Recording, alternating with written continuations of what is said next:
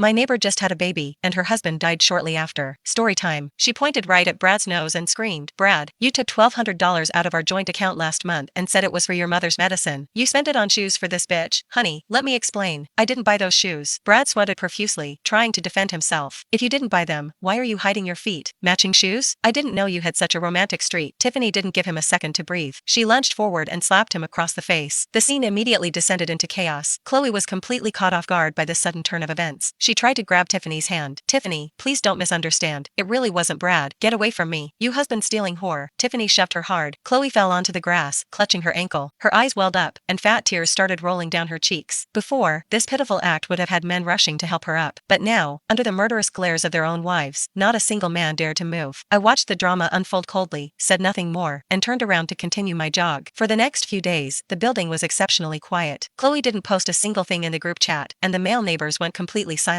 Every night, the sound of breaking plates echoed from Brad's apartment. Marcus's wife simply packed up, took the kids, and went to stay at her parents' house out of state, showing no signs of coming back anytime soon. But I knew Chloe wouldn't just take this lying down. A woman like her, who was used to wrapping men around her finger, couldn't stand losing her reputation. What she hated most was losing control of the narrative. She was waiting for an opportunity to completely flip the script and crush me. On Wednesday night, Ethan was in the study hosting a video conference, while I was in the living room organizing a PR proposal for a client. Suddenly, a frantic knocking came from the door, accompanied by the crying voice of Chloe's 5-year-old son, Leo. Ethan, open the door. My mommy collapsed. Please help her. I walked to the door and looked through the peephole. In the hallway, Leo was wearing thin pajamas, pounding on our door. Meanwhile, Chloe was lying on the floor a few feet away near the elevator, her face pale and her eyes tightly closed. Under normal circumstances, seeing a 5-year-old child crying like this would make anyone open the door immediately. But I didn't budge, because I clearly saw that Chloe, who was supposedly unconscious on the floor, was clutching her phone tightly in her right hand, and the screen was still lit. Moreover, the spot she chose to collapse was highly strategic. It perfectly avoided the blind spot of the hallway's security camera. Most importantly, although Leo was crying, his eyes kept darting back to Chloe, as if waiting for a cue. She was putting on a tragic show, and she was using her own kid to do it. What's going on out there? Ethan heard the noise and came out of the study. I put my index finger to my lips, signaling him to be quiet, and then pointed at the peephole. Ethan took a look, his brows furrowing instantly. He pulled out his phone, preparing to call 911. Don't call yet. I stopped him. If you call 911 now, by the time the ambulance arrives, everyone in the building will think you ignored a dying neighbor at your doorstep. Then what do we do? Just let her lie out there? Ethan whispered. I smirked, looking at the hidden pinhole camera we had installed right above our peephole. Since she loves acting so much, let's give her a bigger stage. The crying and screaming outside grew louder, and Leo's voice was getting hoarse. The commotion finally drew out the other residents on our floor. Mrs. Gable, the busybody from across the hall, was the first to open her door. Seeing the scene, she gasped and rushed over to hug Leo. Oh my God, what a tragedy. Chloe,